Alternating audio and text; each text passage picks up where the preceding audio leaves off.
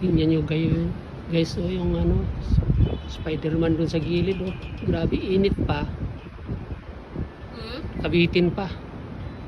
Grabe, hirap trabaho na yan. Pag ako papatrabahoin dyan, mag-resign na lang ako. Pero po, napakainit pa yan rin, no?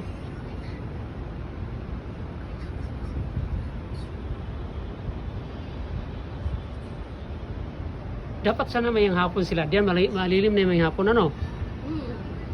Magaling na sila. Maghapon pa. Hindi, umpisa ng mga alas 2. So, ano naman, limit-limit na yan dyan.